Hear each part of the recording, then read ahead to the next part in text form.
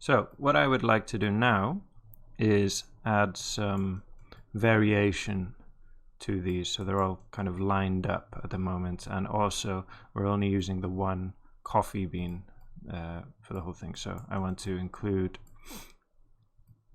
all of my geometry and add some variation to the orient of these. So to do that, we're going to use a node called the attribute randomize. Let's place it after the merge, and by default you can see we've got colors. So by default it is randomizing the color attribute for each point. So here you can kind of see it. Maybe if I press D, background dark, you can see the colors of each point has changed, and then the copy to points will copy the color here. Oh well, this star means everything except for these. Okay, so color is part of everything, so it will apply the color attributes to the geometry that it copies. But we don't want to work with color, so we want to work with orient. Okay, we want to affect the orient, and the orient is on points. We need 4 dimensions for the orient to work, and there we have it. Okay, between 0 and 1, and we have some nice random rotations or orients. Okay, so next thing we need to do is change the geometry randomly. Have a random sort of this geometry. So first we need, instead of merge, we need something else called a switch. Take a switch node, select all of these, connect them to that, delete the merge, and connect that. So what the switch does, you got any number of inputs that you like, and you can switch between them depending on the value in here. You'll get a different switch, okay, between 0, 1, 2. So you can see the dotted line means that they are not passing through at the moment. The solid line is active, which is input 0, 0, 1, and 2. Just to help us visualize, I'm going to put some color nodes down. So here, make that one a nice red. This one green. And this one will do pink. Okay, purely for visualization.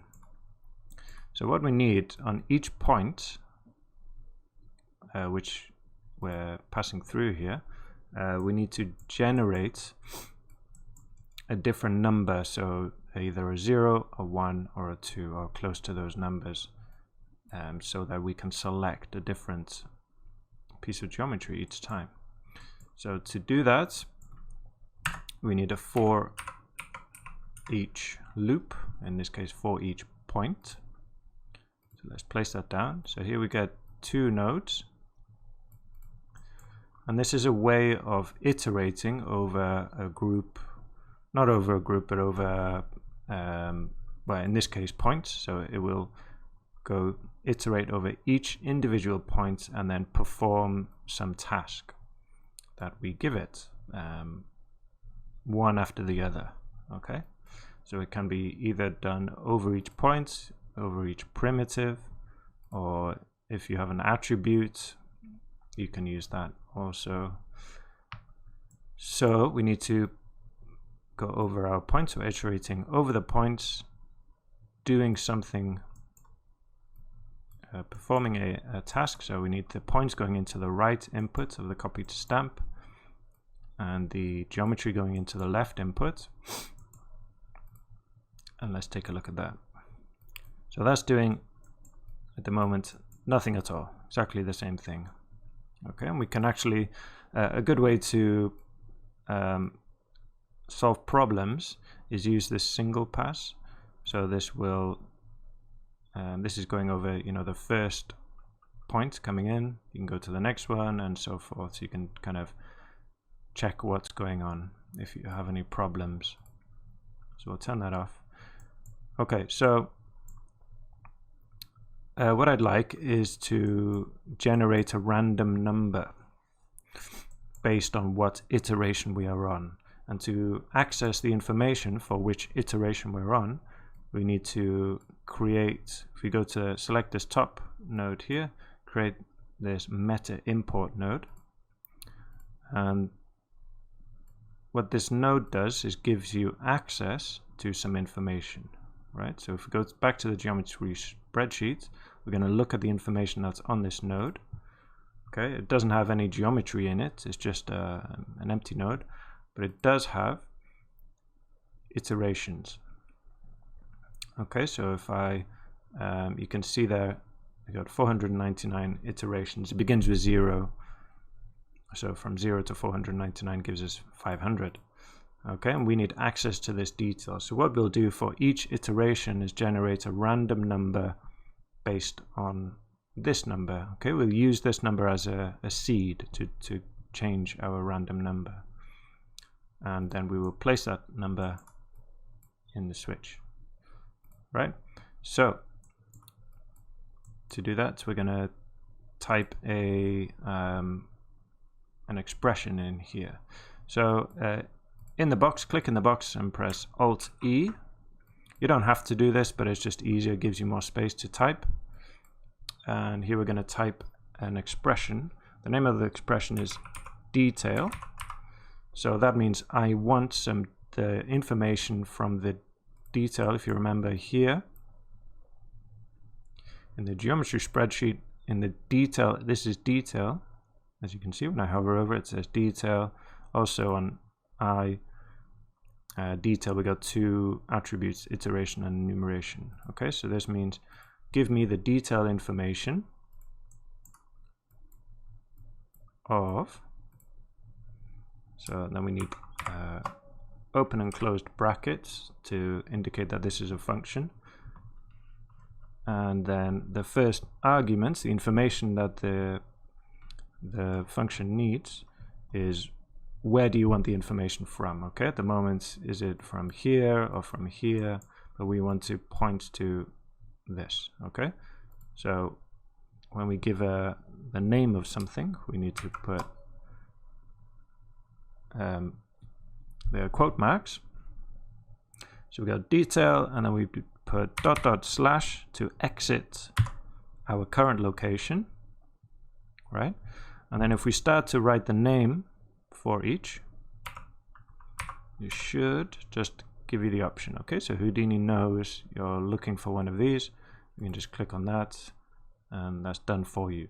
Okay, so we want the detail information from this node, and then another, don't forget to put another quote mark there. Okay, and then a comma to separate the next argument. So the detail attribute that we want, so there are two, there's iteration and numerations. We're going to use iteration there, and then the last argument is just a default of 0. Okay, and that's not everything, but let's apply that and see what happens. Okay, and I'll close this. So there, I'll hide the grid because we don't need to see that. Well, you can see we've got one of these, and then a whole bunch of the pink ones. So why is that? So this value is 0. So when we access this information, when we're on iteration 0, we get one of these. Next time it goes round the loop, we get iteration number 1. and then we get one of these, which are green, and then we get iteration number 2, and we get a pink one, and then anything above that, the switch will select the last input. Okay, so that's why we got that, which is no good for us. So what we need to do is generate a random number instead of just taking that iteration number as it is. So again, Alt E, make sure you click here first, and what we're going to do is use all of this as a seed for a random number. So we just type at the beginning rand, open bracket, close bracket, apply. Okay, so now getting closer. Now we've just got 2. So why is that? So that's because rand will generate a random number between 0 and 1. So 0, the green one, red one, and 1, which is the green one. So the last thing we need to do is change these numbers, is not rearrange them, but rescale them to be between 0 and 2. And we use another function again. Let's press Alt and E to open that one more time. And we will use a function called fit01. Okay, so we're going to take a value which is between 0 and 1. Okay, a lot of Houdini works in the 0 to 1 range. And we're going to rescale it to values that we select. Okay, so fit01 at the beginning, open brackets again, and then at the end we need to put a comma, and then I want my values to go between 0